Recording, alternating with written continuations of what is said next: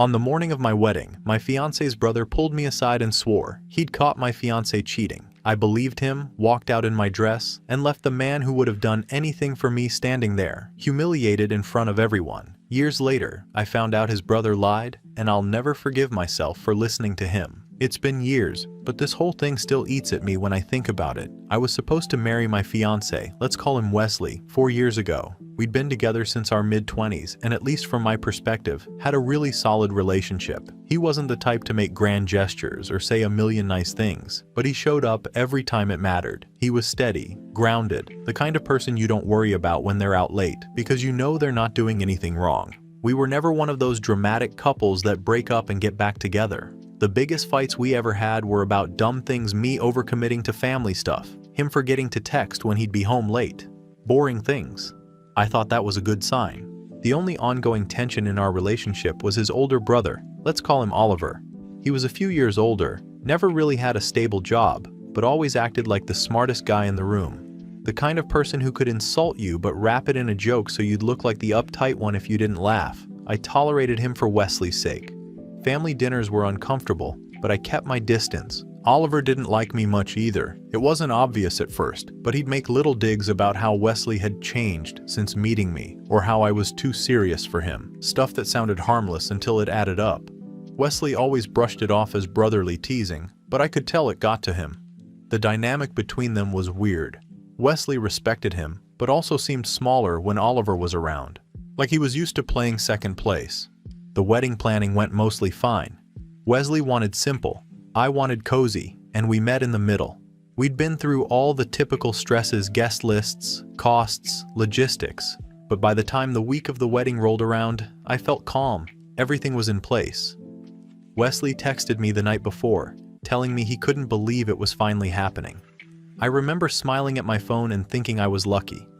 The morning of the wedding, everything felt surreal. I woke up early, went through the motions, hair and makeup, friends buzzing around. I wasn't nervous, just ready. Then, maybe an hour before the ceremony, there was a knock on the door. It was Oliver. At first, I thought he was joking when he asked to speak to me alone. The bridesmaids cleared the room because he looked dead serious. I remember that his face wasn't smug or smirking like usual, just flat. He told me he'd seen Wesley that morning in the parking lot of the hotel with another woman. Said she was sitting in the car with him, crying, holding his hand, that they kissed. He went into so much detail that my stomach dropped.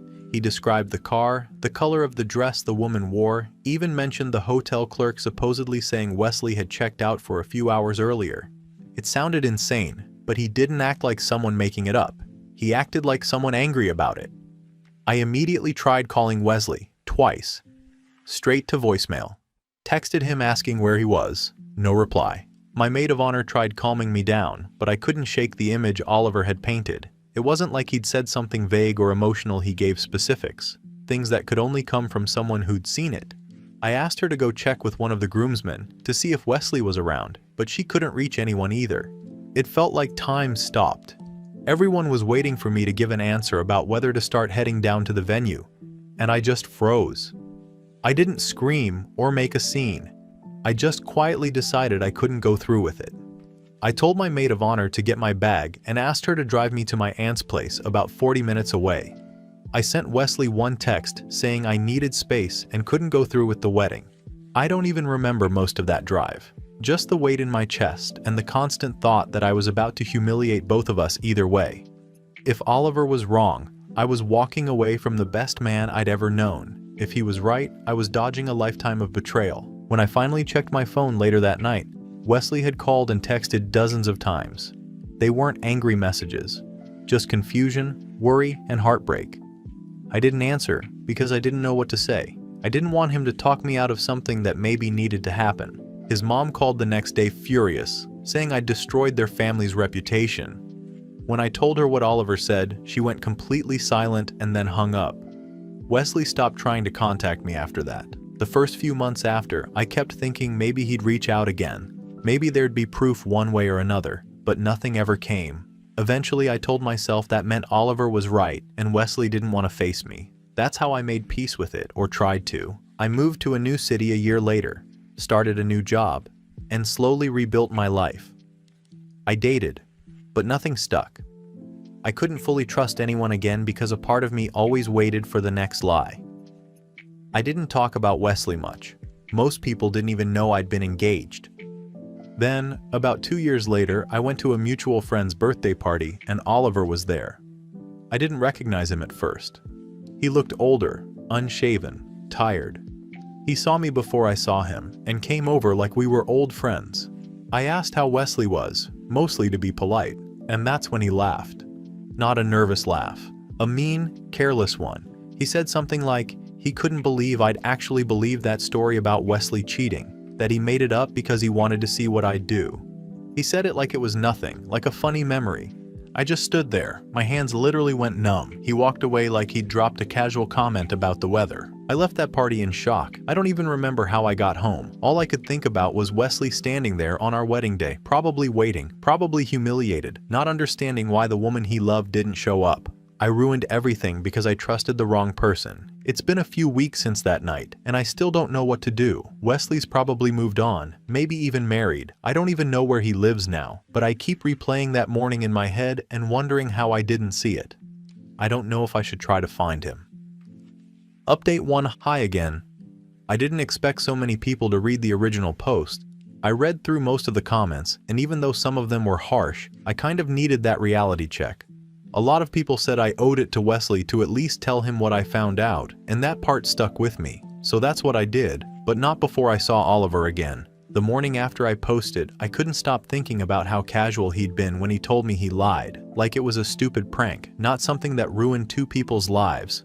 I didn't sleep at all that night, and by morning, I'd decided to go see him. I didn't plan it well, just got in the car, drove to the address a friend gave me years ago, and hoped he still lived there. He did. His building was the same rundown complex he'd always been in, but the whole place looked worse.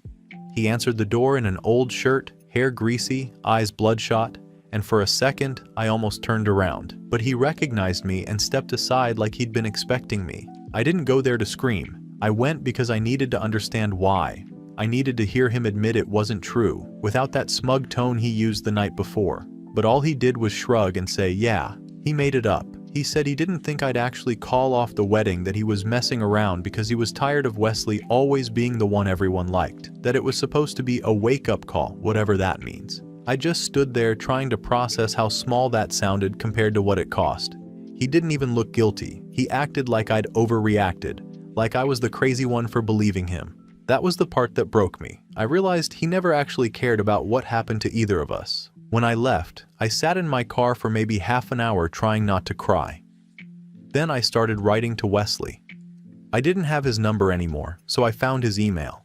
It took me 3 days to send it because I rewrote it 100 times. I didn't want to sound like I was trying to get him back or make excuses. I just told him what happened, that Oliver admitted to lying, that I was sorry for walking away the way I did, and that I didn't expect anything from him. I kept it short and factual. I figured he probably wouldn't even read it. He did.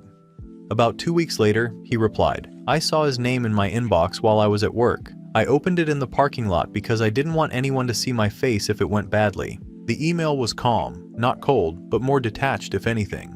He said he already knew that Oliver had confessed a few months after the wedding when they got into a fight about money. Apparently, Oliver had borrowed a large amount from their parents and Wesley found out. During that confrontation, Oliver admitted to making up the cheating story, said it was payback for Wesley always being the golden boy. Wesley said that hearing that didn't make him angry anymore, just empty. He said he forgave me a long time ago, but that he couldn't be with someone who didn't even give him a chance to explain. That line gutted me. He wasn't wrong. I never even gave him space to defend himself. I thought I was protecting myself from humiliation, but really, I just didn't trust my own judgment. He ended the message by saying something I haven't been able to stop thinking about. That maybe he hadn't made me feel secure enough to doubt Oliver. That he took for granted that I would always believe in him.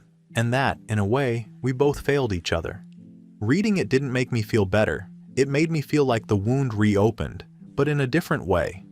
It wasn't just about being tricked anymore. It was about realizing how much of it could have been avoided if I'd paused, or asked one more question, or trusted what I knew about him instead of the noise around me. After that, I kind of shut down for a while. I didn't respond to his email because I didn't know what to say. What was I supposed to do? Tell him I still thought about him? Tell him I regretted everything? That would have just sounded like another selfish move, so I didn't. Update 2.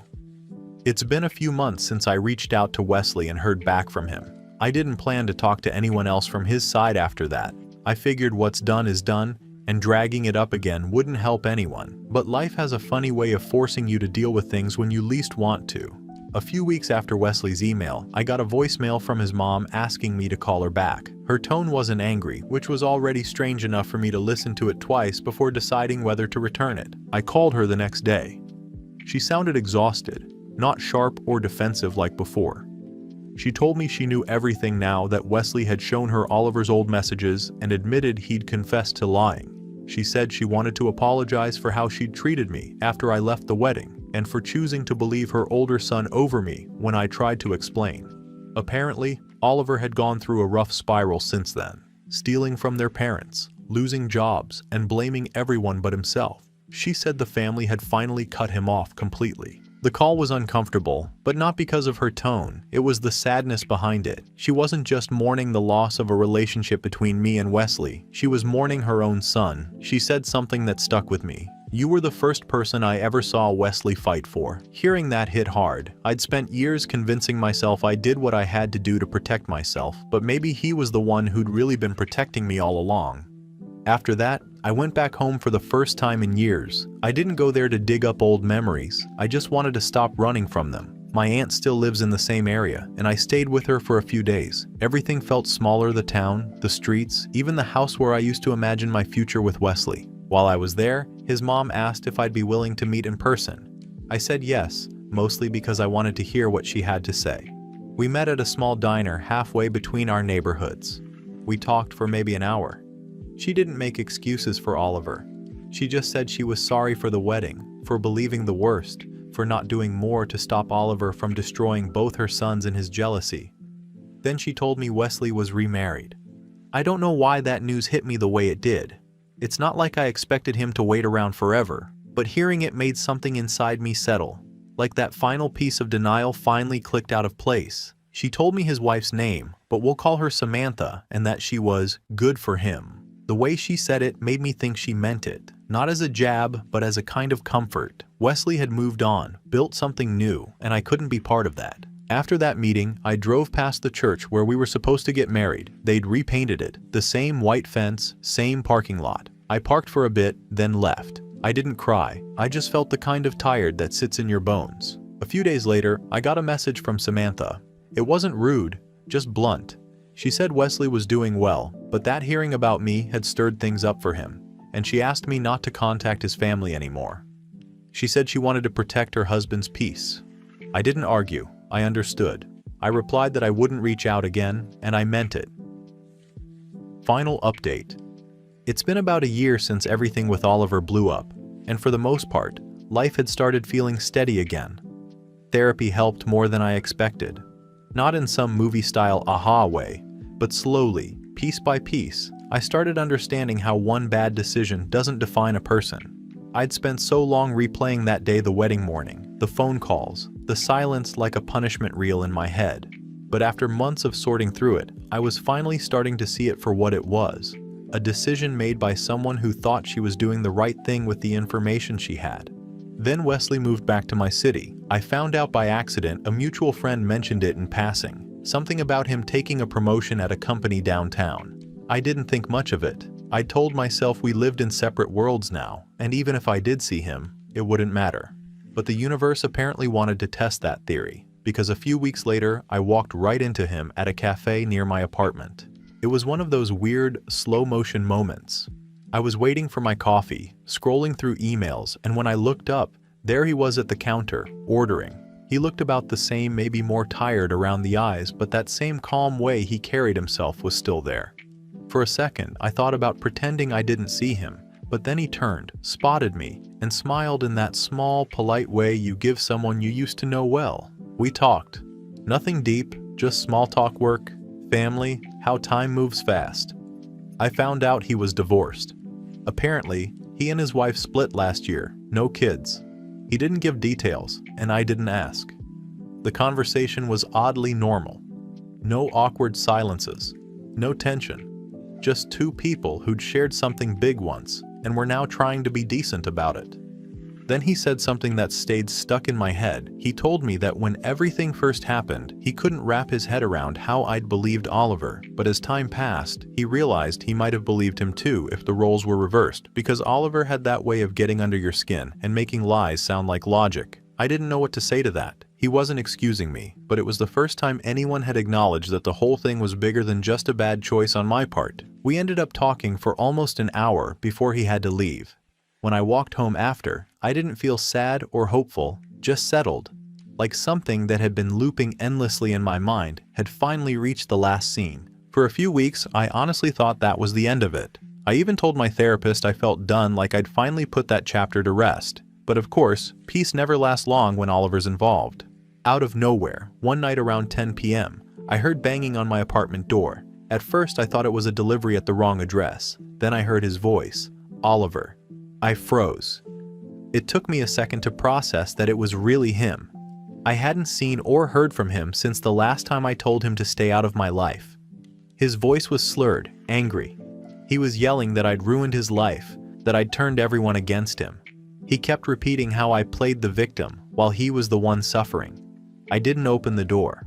I called the police while recording the whole thing from my peephole. He eventually started pounding harder, shouting that Wesley's family always loved me more, that Wesley never would have made it without him. It was unhinged. When the police showed up, they found him sitting in the hallway, drunk and crying. They arrested him for trespassing and disorderly conduct. I didn't sleep that night. My hands were shaking for hours after they took him away. The next day, I got a call from Wesley's mom. She sounded drained, but relieved. She thanked me for calling the police instead of engaging, said that Oliver had completely fallen apart again after losing another job and was being held on a psychiatric hold. Apparently, this wasn't the first time he'd been in and out of short-term rehab and counseling for years, but never stayed long enough for it to stick. I didn't know how to feel about any of it. Then Wesley called later that week. It was short and careful, just checking in after his mom told him what happened. He thanked me for handling it responsibly, said Oliver was being transferred to a longer-term facility. There wasn't any warmth in his voice, but there wasn't resentment either, just a kind of tired acceptance, like we were both just trying to make sense of something too messy to ever fix. After that, I didn't hear from him again. I didn't expect to. But for days, I couldn't stop thinking about how every single person Oliver touched ended up carrying some kind of scar from it. Wesley lost his trust. His mother lost her peace. I lost the version of myself that believed people were mostly good. I went by the police station a week later to finalize my statement. They told me Oliver had mentioned my name repeatedly when they booked him, saying he wanted to make things right. That sent a chill down my spine because that was the same phrasing he'd used years ago when he'd made things right by ruining my life. It hit me then that no apology, no closure, no conversation would ever undo what happened that day at the church. Some things just stain too deep.